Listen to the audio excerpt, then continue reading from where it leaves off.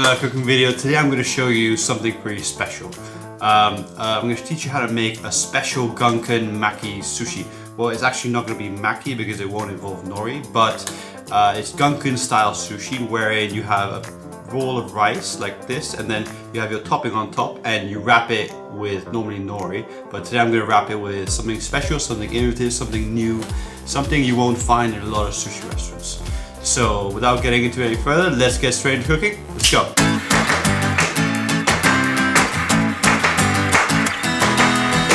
Alright, we're going to start off by making some tomato water. For that I'm going to take 1 kilo of tomatoes and slice them in half.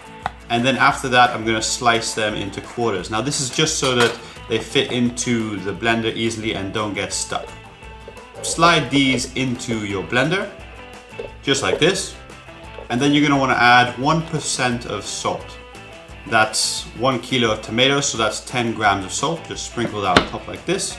Place your lid on, and then you're going to want to blend this into a fine liquid. So just put your blender to maximum and keep blending until it's a homogeneous liquid. Okay, now you're going to need to strain this. So for that I'm going to take a beaker and I'm going to add a little sieve on top. Now my sieve is a little handle heavy, so I'm just going to place a spoon on this side to balance it out. I know, very, very strange thing to have to do.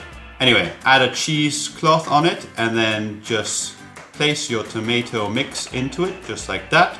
Now it's going to need at least 4 hours to strain the liquid through.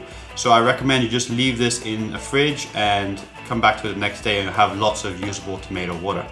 Now I'm going to create the mold here. I'm just going to take a tray and line it with some cling film. This will make sure that the gel comes off easily later. And put this to one side. Now you're going to want to make the tomato gel water. So take the tomato water and measure out 200 milliliters of it. Then you're going to want to add agar-agar, which is a Japanese gelling agent made from seaweed.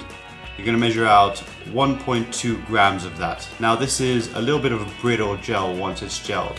So we're going to add locust bean gum, 0.7 grams, which is a bit more flexible, and this will give that flexibility. Now you're going to need to blend these ingredients in. You cannot whisk it in because it really needs to be sheared into the liquid to properly work.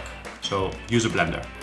Once you've done that, place them into a pot and you're going to want to bring it to the boil. I recommend you whisk it around a little bit to make sure the liquid is evenly heated. So once it comes to the boil, as you can see it's just about coming to the boil now. You're going to want to take it off and then you're going to want to pour it into your mold you made earlier.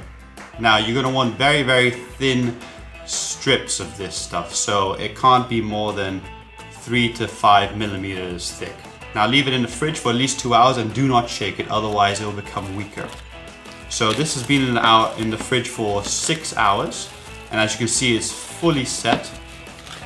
Yes, fully set.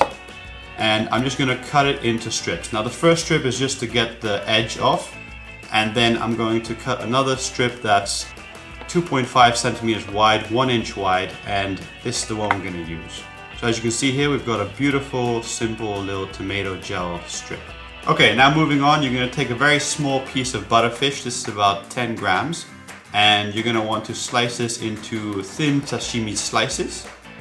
Just keep going until you've sliced the entire piece of butterfish. And now, even though it's very, very small amount, you're going to want to slice this again into half because you need a very small slice for this. Now, moving on, you're going to need some shimeji mushrooms. You're just going to take this little piece of shimeji mushrooms and cut it in half because I don't need that much. Place these into a steamer and you're going to want to cook it for about 10 minutes. Now, you want to have these warm, so make sure you cook them at the end. Okay. Moving on, you're going to take some sushi rice, just dip your hands in some water and vinegar and boil out about 10-15 grams of sushi rice. If you need a recipe for sushi rice, check out the link in the top right corner or in the description below for my recipe. Now once you've formed the ball, place it on your cutting board and then wrap it around with your tomato gel you made before. Now be very careful because this is very delicate and you could easily break it. So add a little bit of wasabi now. And then you want to take your shimeji mushrooms from the steamer and you're going to want to cut them. Now be careful because they're really hot and slippery, but just cut them into very small bits and then just place them one by one with some chopsticks, and like I said, they slide around everywhere, so be careful. Now place your butterfish and a little dab of soy sauce, and there we go. Done. Delicious, innovative sushi. So there we go. Now you know how to make this delicious sushi roll. If you want to see some more cool ideas on making sushi, then check out my sushi ideas playlist. Put it up right there right now. And if you want to check out another cool idea for sushi, here's one random one. Or if you want to see some more awesome sushi recipes, then check out my website right here. Thank you for watching. If you haven't subscribed,